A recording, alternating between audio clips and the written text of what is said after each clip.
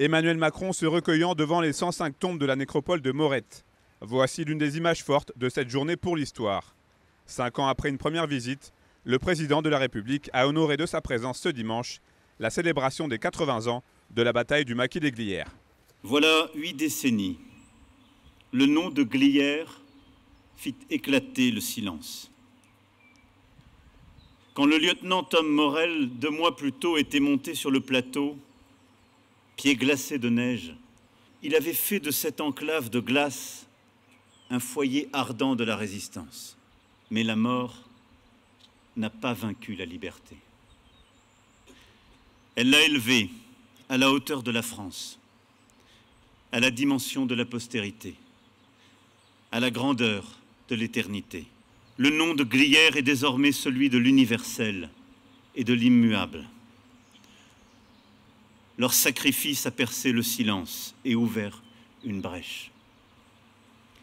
Vivre libre ou mourir. Cette année, la cérémonie a revêtu un aspect quelque peu particulier, puisque pour la toute première fois, elle s'est déroulée sans aucun rescapé de ces combats. Jean-Isaac Tresca, le dernier d'entre eux, étant décédé il y a 2 ans. La transmission et le devoir de mémoire ont donc été au cœur de cette commémoration. Nous avons convié à cette cérémonie 600 enfants de toutes les écoles du département pour une transmission, si vous voulez, de la mémoire. Vous vous rendez bien compte que la société génère beaucoup de problèmes et qu'à partir de ce moment-là, il faut aussi, c'est notre devoir, de parler, si vous voulez, de citoyenneté, de parler aussi de la devise de la République. Je crois que ces journées sont importantes, elles sont fondatrices.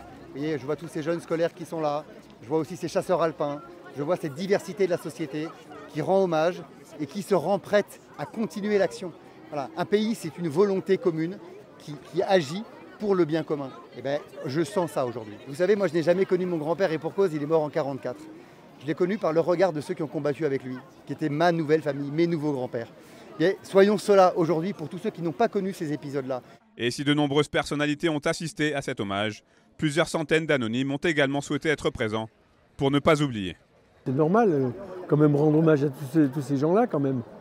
Hein, tous ceux qui sont morts pour nous, pour nous, pour vous aussi, parce qu'on ne serait pas là autrement. Je ne suis pas originaire de Haute-Savoie, mais les valeurs qui sont portées en fait on habite vers les Glières et les valeurs qui sont portées de résistance, d'être prêt à mourir pour nos valeurs et tout ça, ça me touche. C'est important en tant que jeune aussi, justement de se tenir au courant de ce qui s'est passé avant aussi, d'avoir cette mémoire qui est très importante aujourd'hui. Cette cérémonie du 7 avril 2024 est la première étape d'une série d'événements consacrés aux 80 ans de la Libération.